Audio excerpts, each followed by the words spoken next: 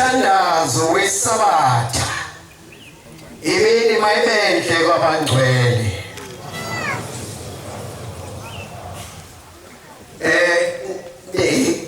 Isawucela umvangelo ukuba anifudele ngoba lene fever kusibusise.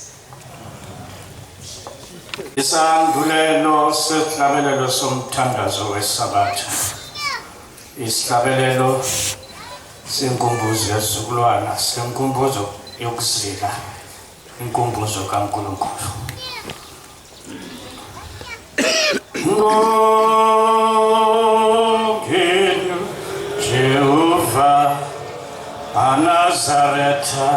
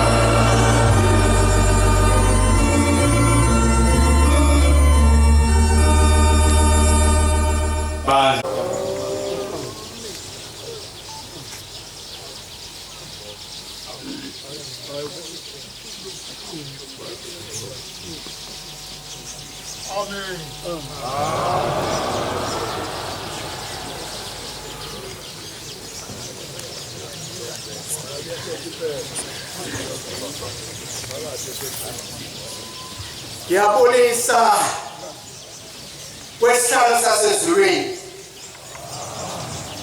Ngibulise kumakhosi wonke athe nqwadalala phambi kwesihlalo sasezulwini.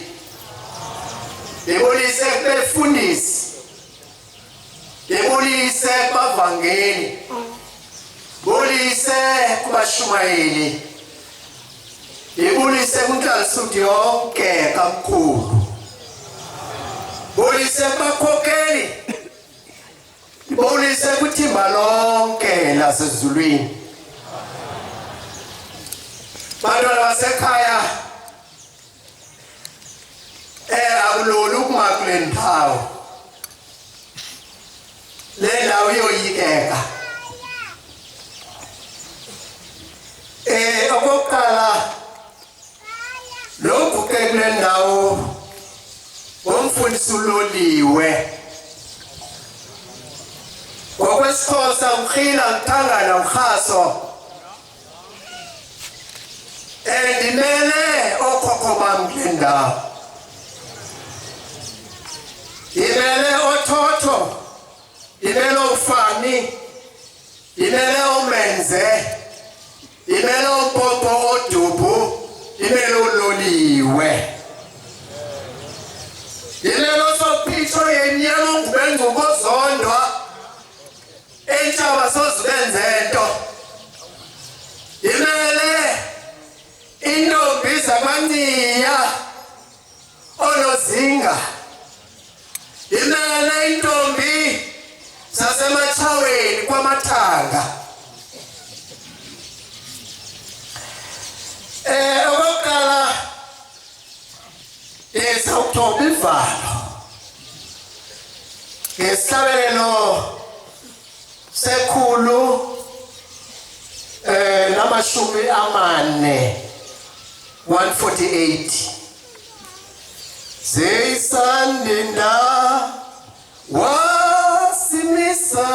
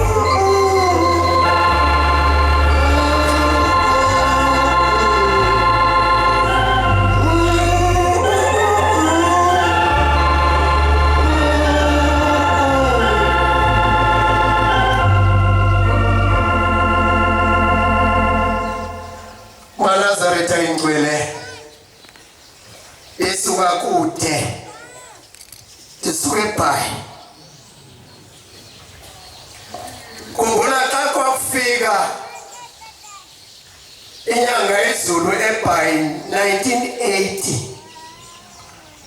ufika yazezulu sisiku sesithathu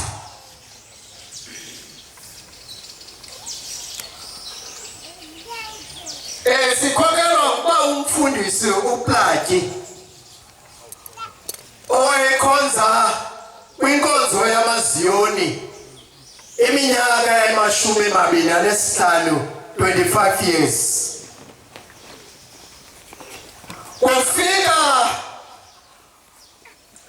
osisa kababa wakhe ufikilizwe kuye lethi makawuthandaza emzini kaba uPlatyi intsuku ezintathu.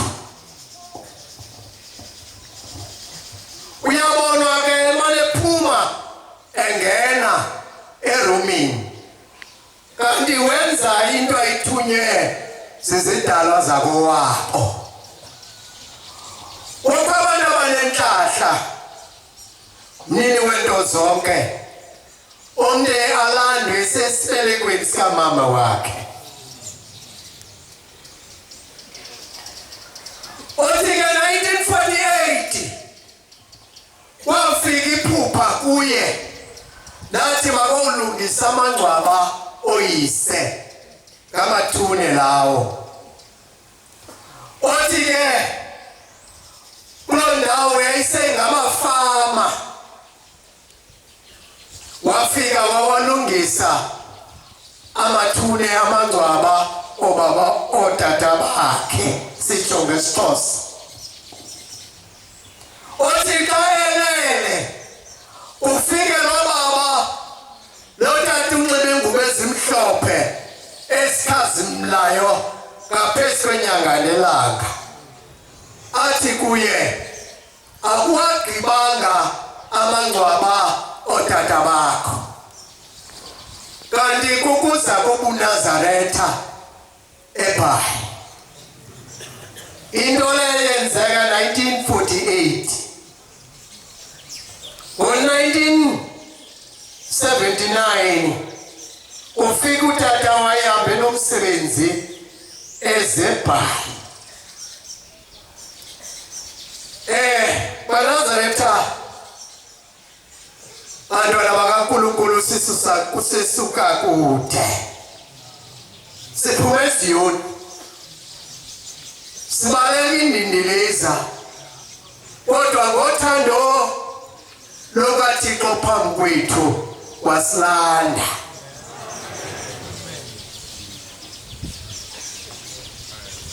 Silandiwe senziwa mndeni mnye sabizwa ngegama elihle kangaka loba singamaNazaretha. Yafika lento kwaphuma kwaba uPlatyi indoda yayifika emveni kwexesha enkonzweni. Indoda emapha ngasemnyango ilizwe kuthiwa nguGosa. Kwabonakala kule ndoda emagxeni ubonakala inkwenkwezi yayikhazimla emagxeni yabuza le ndoda uyaphina yathi le ndiya enkonzweni. Thina singabantwana benyanga yezulu. Yathi le ndoda ndiya kule nkonzo itawufika esikolweni sasezikweni ifike le ndoda ingangeni ithi kule ndoda iliNazaretha ithi sikhonzela apha ingene. Thina amaZiyoni singabantu bomoya. Lefikilizwe ukuba uPlatyi lethi le ndoda ile ngasemnyango isuka kuthi ithunywe inkosi manyukele ngentla. Yelo xesha iGood Friday phaa kwela lizwe lethu ke ukwixesha kuthiwa kufundwa amazwi asixhenxe kuthiwa 7 words. kodwa yacula iculo yathi nalo usizilimo lodwa ibabona abantwana bakaThixo bathi basenkonzweni ufuke bembathile yathi uphuma inkonzo ohamba nayo umfundisi yachaza lendoda bisuka kwibandla lamaNazaretha othi-ke usisa kababa umfundisi othi mntanami nansi lenkonzo bendiyibonisiwe besithi okhokho bakho bafunela inkonzo oyothi ukhonzele bona kuyo. Ncwadi yamaRoma chapter 9 verse 1 ithi nthetha inyaniso ekuKristu sebesazela samsindingqinela andixoki namhlanje kule ndawo nthetha inyaniso ephamkonyazi andixoki andikhulumi manga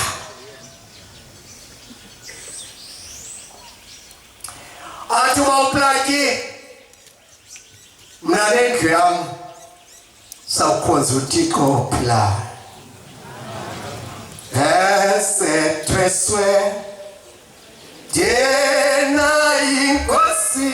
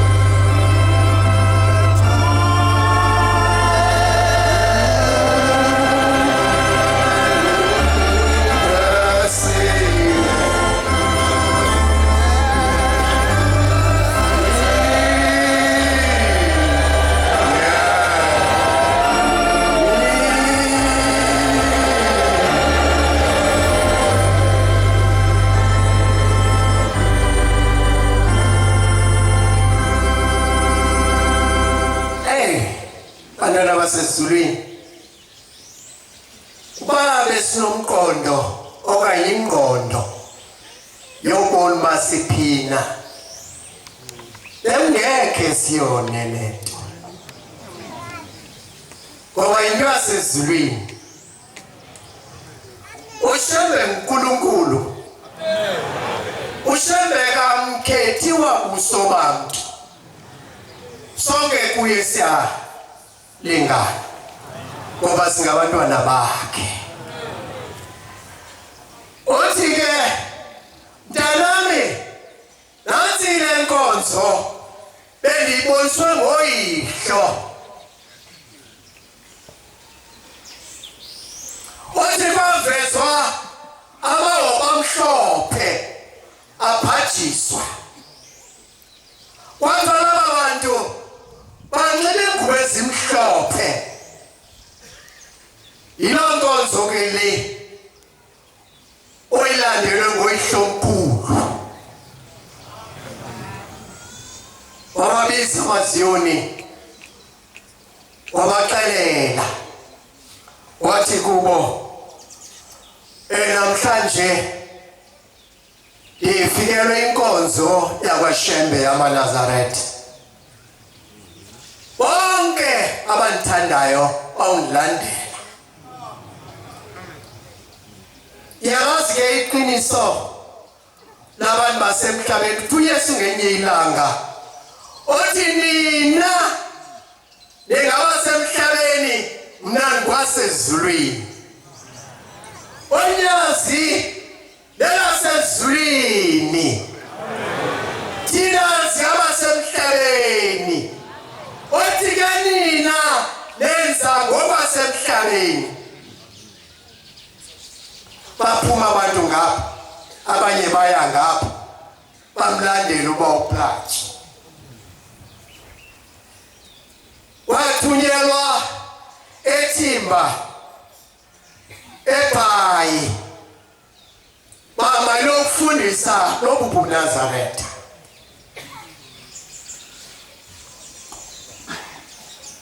bafika bafundisa wathunyelwa kuqala uBawuplaji wathumela umama umkhokheli uPlaji wathi makazokhangela lento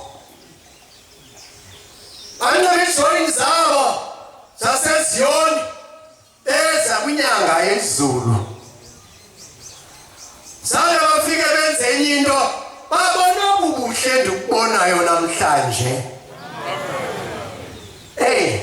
yebonga longwevu uBawuplaji banamhlanje ngiguqe phambi kwenu bendingazi ndandingazi uba ndaze nxiba ingubo ezinje kodwa ngenxa yothando lukaThixo ithi bonani uthando olunje alenzele lona uThixo loba libizwe ngoba ningabantwana bakaThixo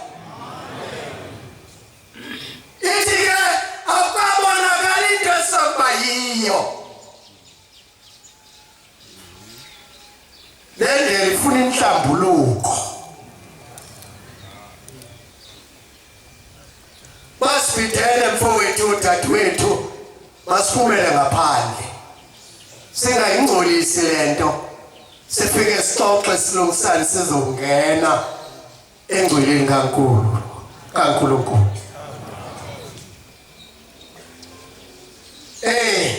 bafika bakhetha inkosi yafika umfundisi uPlaji umamkhokheli uthi tata sibonela ndihle safika sathi sayikhetha inkosi yasePhakameni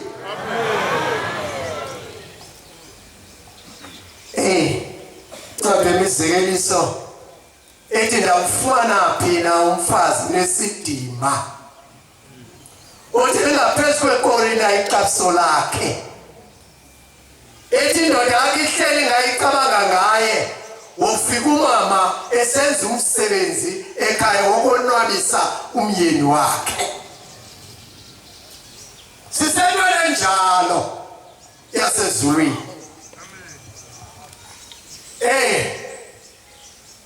bayamkela omama umkhokheli uPlaji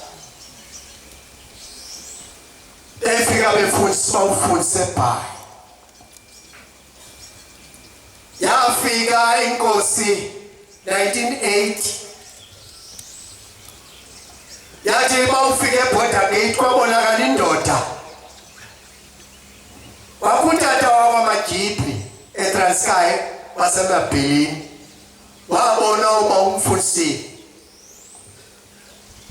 amakhehlela emadala ayihamba nenyanga yezulu kwabuzwa intoni nali kwathiwa inkonzo wathi niyaphi bathi siye eBhayi wathi zenithi xa nibuya zenizodlula emzini wami bafika ngeBorder Gate ngexesha lengcinezelo uthi uhambe ezweni lakho ufuna ipassword bafika kumindoda enxebe ingubo emhlophe yathi mabahambe ngale ndlela eBhayi indawo zongena zazimbini ungena eNew Bright yophuma eFair Plus mamashe behamba ngetruck bavakala imbom zisitsho zisihla zisuke eNew Bright othi lalivulwe ngibalele esangwe lalivaliwe Nazaretha ndithanda ubona phezolo usithi imbom ndiyakhumbula amaxilongo akabethwa ngabantwana bakaThixo wadilika indonga zeJeriko. Thina sikuyinto yasezulwini ayisifake le. Yinto yenene eza noNkulunkulu wethu. Sesiphilisizwe soThixo sondele kuso. Ekumbiseni kwaso uThixo uyasiva. Nalunyasi. Nalunyasi. Kulendawo yayifika inkosi yethu yamaNazaretha. Unyazi isisiku sesithathu. Namhlanje kume kulo ndawo yayime ithandaphethe yenyanga izulu kume ilayitrik ipalende elayita konke kundawo kuthiwa kusenjuni maNazaretha amahle. Yawufika inkosi yethu yamaNazaretha yafika esikolweni saseMathodlana. Principal okuthiwa principal umnyanda afika amaNazaretha isikolo saseMathodlana lapho kwakufikele khona inyanga ezulu. Ithi le principal zange babona abantu abangamahomba. Yazi amahomba abantu abanjani? Ngamanono abantu abahlanzekile. Ethi inkosi inyanga ezulu inabandala lamla seBhayi elincinci wathi imisebenzi yalo mikhulu.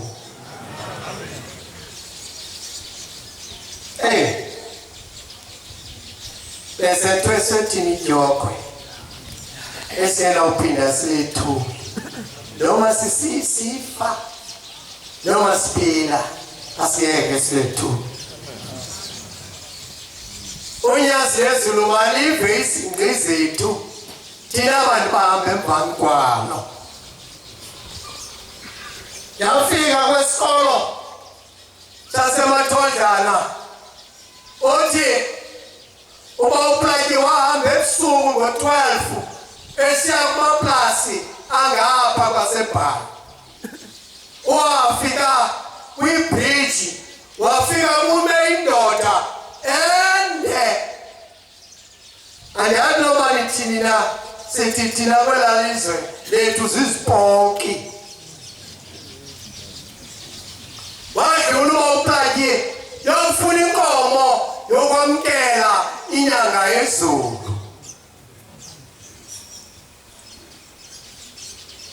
Ukabangeke xa umuntu omdala eqhugela ukuhamba ngoba wayethanda lento yasezulwini. Uthi mayebuya kubuzwa umfundisi ubuyephi uthi bendofuna inkomo yokwamkela uNkulunkulu.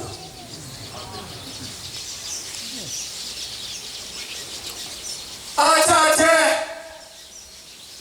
anyazi noma ikhombi kwakuthiwa si-school bus esasiyi-40 ngaloo mathuba evulwa ngemuva inamatango amabini.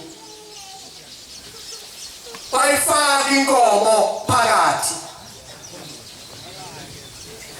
Uthi baphelelwa ipetroli endleleni bancedwa ngumlungu. Yalibonani uthando lunjalo lokuthanda uShembe. Bancedwa umlungu wabanika ipetroli bahamba.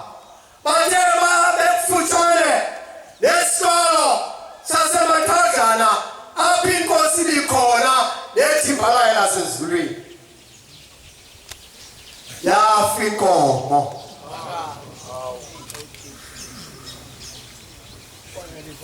Ufika kwinkosi inyanga ezulu uthi baba inkomo ifile yokwamkela wena. Abantu basezulwini obona apho singena ukubona wathi hayi mfundisi ibulawa ngabantu bakini akuni wanyanzeleka ivuswe okwe ezine yabazi ngabantu xa besebatsha entweni wanyanzeleka inkomo mayithathe ukutyiwa ngabantu abakakhonzi ngoba thina siyityi into efileyo uthi babe nazile noyibona uyagashuka ngeninqumle uphume igazi ayenzekanga loo nto ndenzela ukuthi ndilanda nomlando babona abantu wathanda umzi wabawuphlatyi woba abe lisango lale nto into kangaka beza abantu nenkinga zabo ungafundwe ebhayi awu irhwanka lasezulwini elakelanisindise ehadini ifumana ingozi yemoto sasinda siba 11 saphuma singenalutho ngoba silandela uNkulunkulu uLathixo welo usondele kuthi phaya kwakho utata wakalingelethu wayenevenkile kalenda elonyaka elenkosi inyanga yezulu afika abasela ngoba lifika naxesha phina othi ndawufika uninjengesela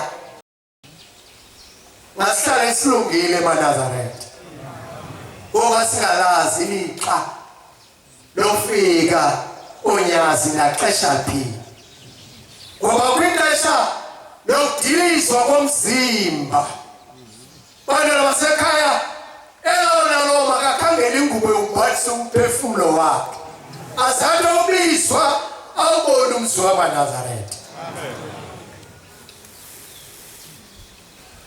afika amasela agegeze evenkileni athatha konke akudingayo akufunayo athe xa efike emnyango bafika inyanga yezulu ibe emnyango alala masela siyama lesibane sasezulwini onyazi elesisiku sesihlanu alala masela ubawuphlatyi wabona indoda ende yawufika emazulwini ubona ingubo esigcwalise wonke umhlaba wabona indoda eyinxiba ikhasofa yaseTopiya ibambe ibhokhwe wathiwa ulandlu kuyaguqwa nalamasela ibone lo mntu wasezulwini alala bafika abanini bevenkile amadoda alele apha nempahla wathi madoda ndifuna ntoni na ngoba baboniswa nesasezulwini yoyika xa ndilapha ngoba lesango lasezulwini elimguqegulu ndicela komenze koplani kololiwe kosophitsho yemongubengcuka ozondwa ingayoni le nto ngoba bona zange bambone uNkulunkulu ndifana nendoda eyakhethwa emndenini yakowayo ndilindedwa ndiliNazaretha wakhetha uDavide wabakhulu labantwana bakaThixo adlulisa amadoda nesidima afanelekileyo wathi makadlule ngoba uThixo akabakhethanga wathi khona umfana omncane olusiphatha kwabonakala uba akaliswe kanti umnwe kaThixo ulathe kuye. Ndiqinisekile sonke kasilapha solathe imindeni yethu uba sizokonzela bona. Niyavuya nina maNazaretha ngoba nizalelwa apha. Kodwa thina usilandile uThixo kwilizwe lamaXhosa. Engicela ongqika oRharhabe oyinsa oGaleka banyakama amathambo abo ngoba nanga amakhosi ambonile uJehova nabo bambone.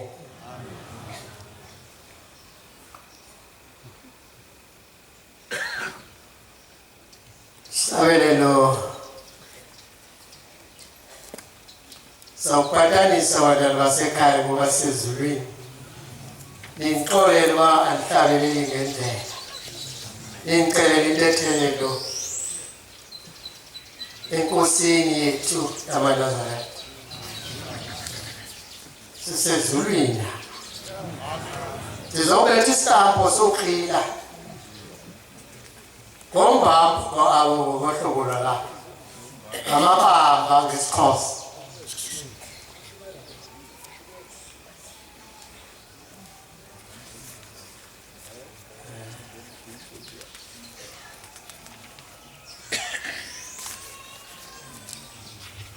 Kuyeza, kuyeza, wokuphakama.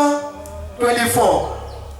Woza namangcwele enkosi yezulu. Amen. Hallelujah. Domisa wonke. Amen. Hallelujah. Domisa inoke. Inkosi yona ngoqobo.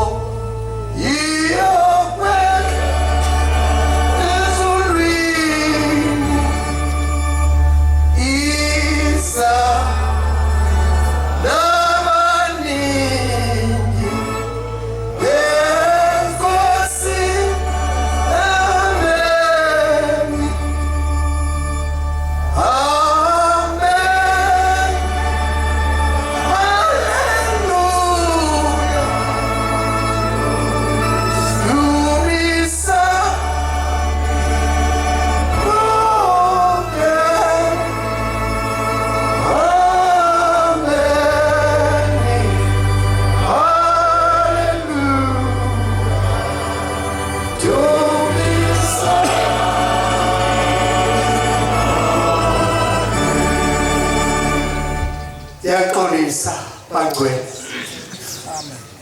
Ngoba ufuneka lona lo abe nesishixo sakhe. Ngoba awukhathaliseki noba unethomi zakho. Kodwa ngomhla uphela sawahamba wedwa. Funeke ubambe iqiniso olulethelwe lona obuMnazaretha.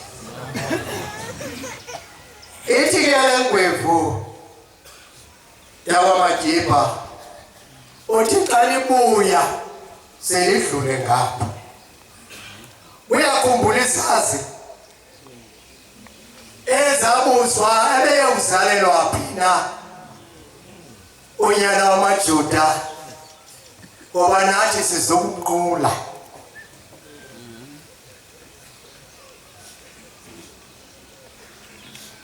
Engoba umandla badlala ababa besebhayi bamfundisa umadlala babefike nalento uthi xa bebuya ke bafika komajibi okwingulube sithi ke kwela lizwe lethu yakho yathi inyanga ezula mtsheleni asingeke singene ngoba ufuye yakho maNazaretha ingcwele kodwa lokhehle lamamkela uShembe ngoba yathi xa ifika inyanga izulu eThabani wamamkela lo nkulunkulu esesithathu unyazi lezulu ufika kwenyanga ezulu wamamkela enkomo ekuthiwa amini uMajiba wemke emhlabeni wathi semkile emhlabeni zabiwa inkomo zakhe efamini wavela ekhwela imoto yakhe esaphila wathi nisaphi inkomo zami wathi sigoduseni ngaba maNazaretha asathandabuza na ngonyasi ngoba uNkulunkulu lo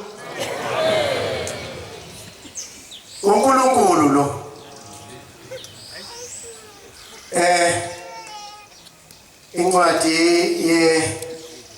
yendumiso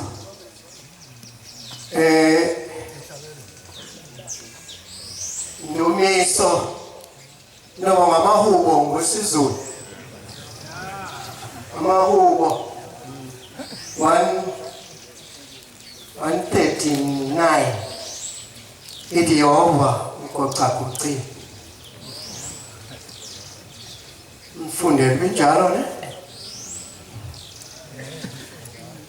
sofunda incwadi yendumiso 139 Yehova undigocagocile wandazi Yehova undigocagocile wandazi wena uyakwazi ukuhlala kwami nokusuka kwami wena uyandazi ukuhlala kwami uyayazi unyazi apho ndihlala khona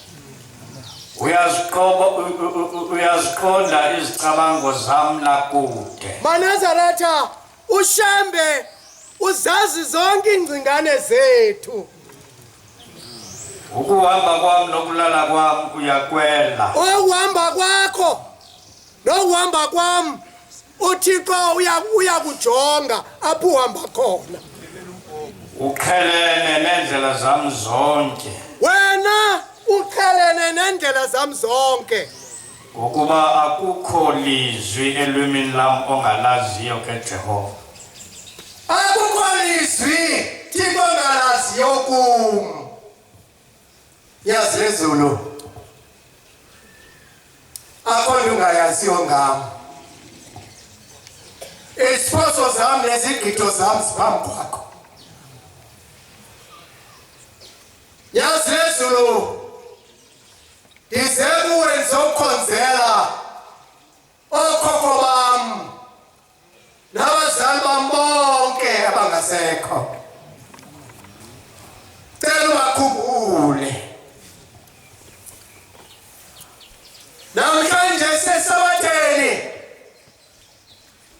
owehlanayo uvele ezulwini nayo wathi ndinilethele ndilisisele into enhle anyazi banobani awuyigcinana bavuma okhokho bethu ncwadi kaJeremiya 17:21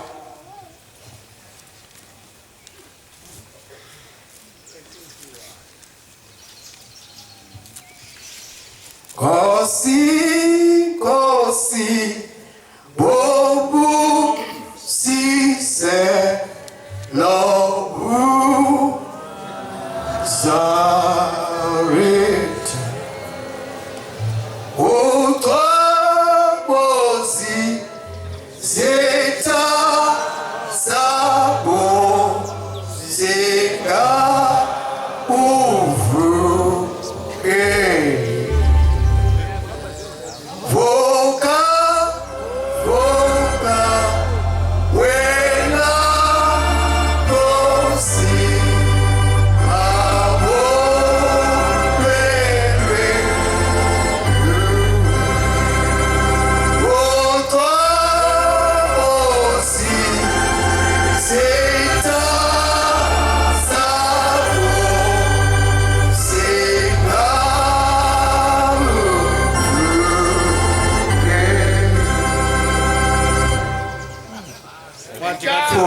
17:21 utsho uYehova ukuthi Usho uYehova ukuthi sigcineni ngenxa yemiphefumulo yenu thina masizigcine ngenxa yemiphefumulo yethu. ningathwali imithwalo ngomhla weSabatha Sesingathwali mithwalo ngomhla weSabatha. niwungenise ngamasango aseJerusalem Yephi Jerusalem? Ayiyabani kukakuyo. Sesingangeni nemithwalo ngeSabatha. ningaphumi namthwalo ezindlini zenu ngomhla weSabatha Ungajiki uphinde ekhaya. Othwala umthwalo ngale mini yeSabatha. ningenzi nalinye ishishini Seningenzi ishishini. Sivala isitolo. Iveki. ungcwaliseni umhla weSabatha Walisani umhla weSabatha. Nanso inkinga. njengoba ndabawiselayo umthetho oyihlo Bawisela umthetho kokubethu. ke abevanga abazithobanga izindlebe zabo Abafunanga ukufa. ayenza likhuni intamo yabo Baqinisa intamo ukuze bangevi bangevi. ukuze ningavumi intethiso. Amen. Kwanazaretha ingcwele. Isambulo noma 20 21 akhangela. Sikile 21 come.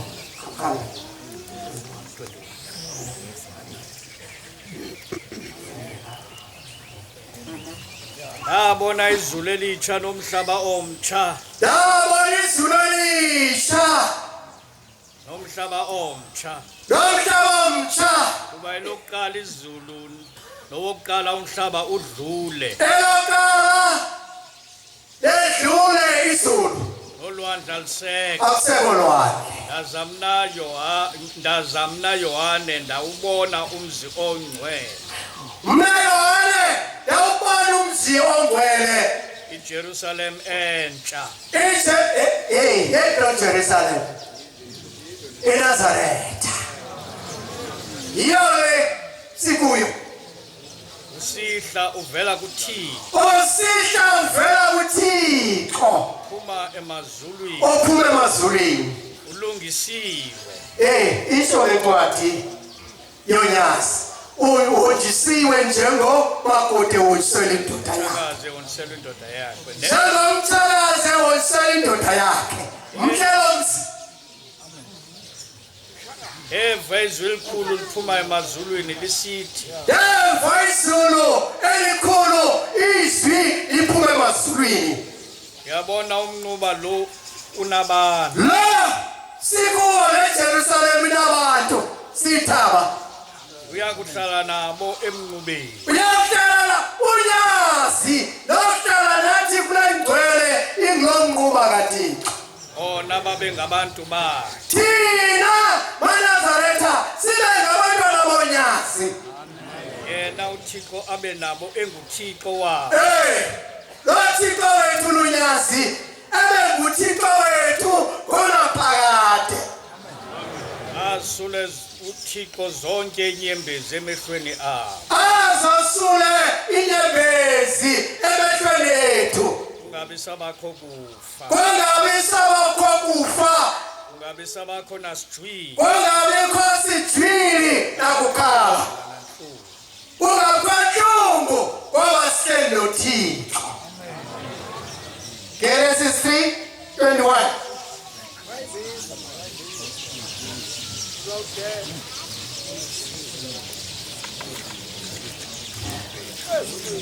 yabona wathi uYehova uThixo yabonani umuntu usuke waba njengomnye wethu Genesis 3 verse 20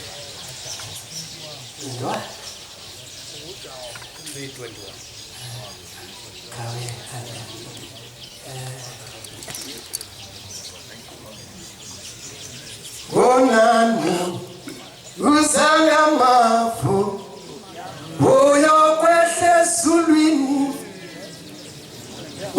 Hosana nabangcwele Enkosi Zulu Amen Hallelujah Domisa Inoke Amen Hallelujah Domisa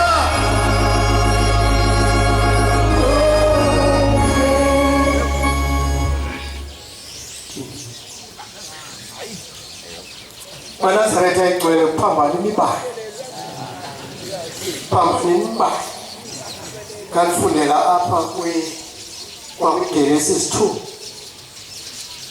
phaya levesi 21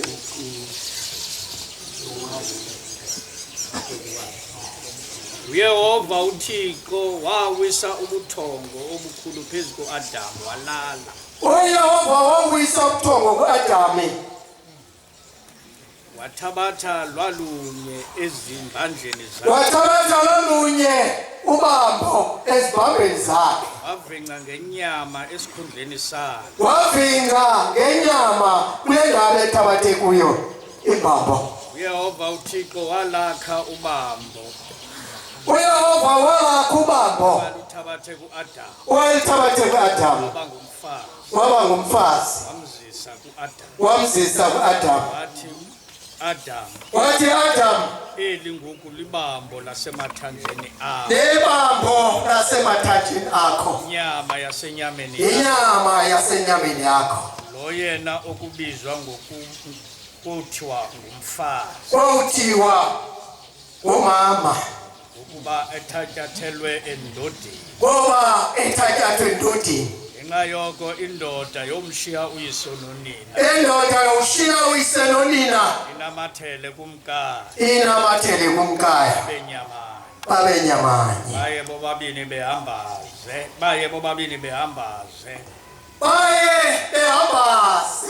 umntu lowo nomkakhe bengenazintlungu amen amen Manazarete Shembe uNkulunkulu befuna kule ndawo uThixo wamthabatha uAdam wambeka kwigadi eEden uthi ngenxa uthando lakhe wabona uAdam lesithukuthezi wamlalisa wobuthongo wathabatha imbambo zambini wabuthixo wacika ngenyama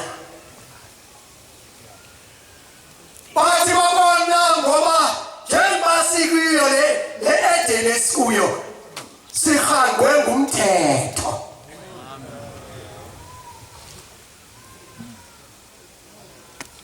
sihangwe ngumthetho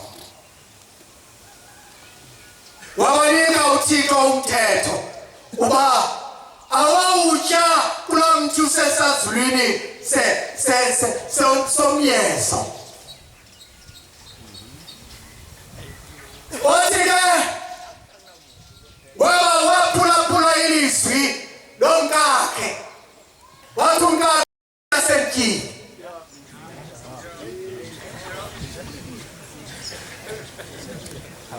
wathi itya asemtyini wathi uAdamu bemka ubungcwele desaba ukubonisa uthando lukaThixo ukuthi noba sithandwe uThixo akabalahla uAdamu nomkakhe kodwa wabasukela izintsu wabanonisa aswafaka ngamabheshu ngoba banxityisa uAdam egadini yeEden ebabona bese bemkubungcwele wathatha isikhumba wabanxilisa nangu lo nkulunkulu kaThixo esiphambi kwakhe. Masondeleleni bakholwa. Ndingadluli exesheni. Yana walithini.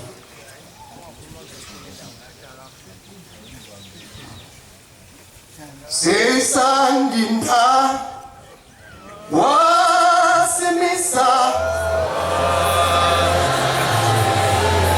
sabashia bethu samyanela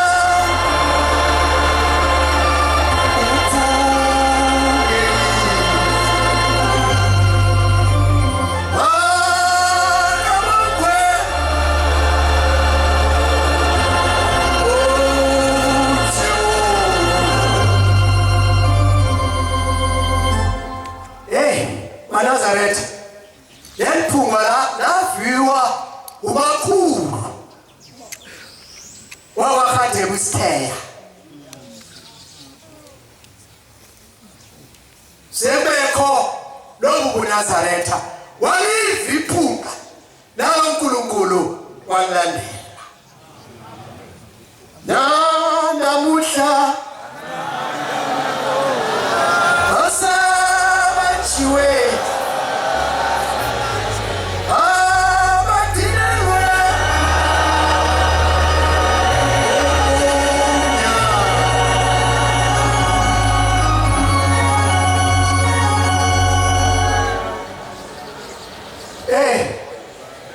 Nazareth ungalilishwa kuba xa sikule ndawo sibaningi kangaka sigcinela ubumnyama gabalilishwa uthi bamenyeziwe basabela ndiqinisekile abo nabo banyulwe umndeni wakubo ukuze bezakhonzela. Hayi izawuyeka Nazareth. Izawuyeka ngoba ndingadluli exesheni elibekiwe ikaNkulunkulu. Ndibulela uThixo phambi kwami uba ahlala encamini lwami. Ndithi ndilibhimbi ngoba sidalwe nguye sonke. Singadala amadoda ayifaka ikhasofa waphiswa imfama bathi ngenxeba bengayithandi le misebenzi. Bathi ungathi nulumisa indoda engiboni akhona kubantu abamnyama batshona. Bathi asinomva ngomntu omnyama kuba bona abelungu basona basilahle ekusendeleni ukhonza uThixo. Kodwa uThixo wasikhumbula basizokhonza uThixo esihleli kukamakhuko ukuze kubuye amasi elizweni loba umkhulu. Sikhonza namakhosi nanga ngenqwenela ilizwe lakuthi kodwa ndiyabona kuyavula isifako. Ayeza kancinci umnisi umsebenzi kwela lizwe lethu. Nyazi lezolo siphumunye kwela lizwe lethu. Bangaphuma abanye ngapha abanye baphume ngapha. Sijonge kuwe Nyazi lezulu.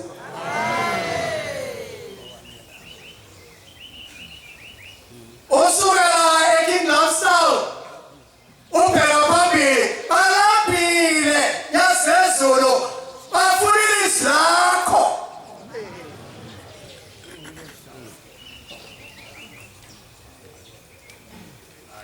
Nkosi yamakhosi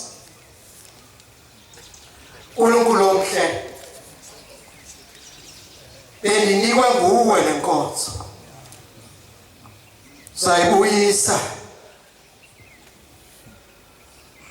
sibuyisele kuwe ngoba wena unokhiya basezulwini. Impilo zethu zikuwe.